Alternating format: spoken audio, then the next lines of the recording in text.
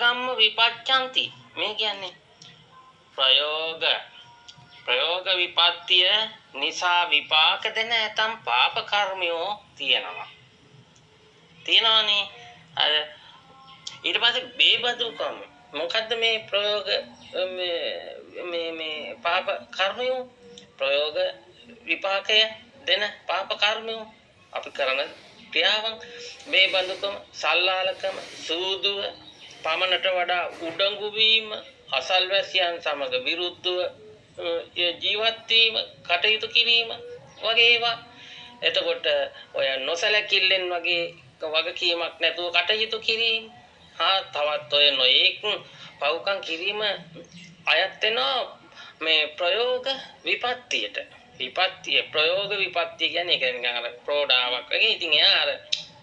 නේද ඒක තේරෙනවනේ අන්න ඒක තමයි මේ ප්‍රයෝග විපත්තිය කියන්නේ ඉතින් මේ ප්‍රයෝග විපත්තිය නිසා ඇතමුන්ට නින්දා ලබන්න සිද්ධ වෙනවා පහර කන්න සිද්ධ වෙනවා නඩු වලට අහු වෙනවා ඔය රෝග වලට ගොදුරු වෙනවා රැකියාවෙන් පහවීමට සිද්ධ වෙනවා මේ විදිහට සමහර විට ඔවුන්ගේ ධනය සොරසතුරු පවා පැහැර ගන්නවා පැහැර ගැනීම වලට ලක් වෙනවා සමහරු ගින්නට විනාශ වෙලා යනවා ජලයෙන් විනාශ වෙනවා අද මේ විදිහට මෙයාට මේ එන්නේ දුක් කරදර මයි පැමිණෙන්නේ අලාභ හානි වීම මෙයාට මේක තමයි කියන්නේ අර ප්‍රයෝග සම්පත්තිය කියන එකක් අපි ඉස්සෙල්ලා කිව්වේ ඒකේ අනිත් පැත්ත මේ විපාක දෙන පැත්ත මේ ඒ කියන්නේ ඔය පාප කර්මයන්ගේ ප්‍රයෝග විපත්තියේදී මේක අනිත් පැත්ත විපාක දීම විපාක අනිවාර්යයෙන්ම පරිසන්ද ඒ කල දේ පළ දෙනවා ඒක මේ අවබෝධ කිරීම තමයි මේ ඔය ප්‍රයෝග විපත්තිය කියලා ඔය සාකච්ඡා කරේ දැන් එතකොට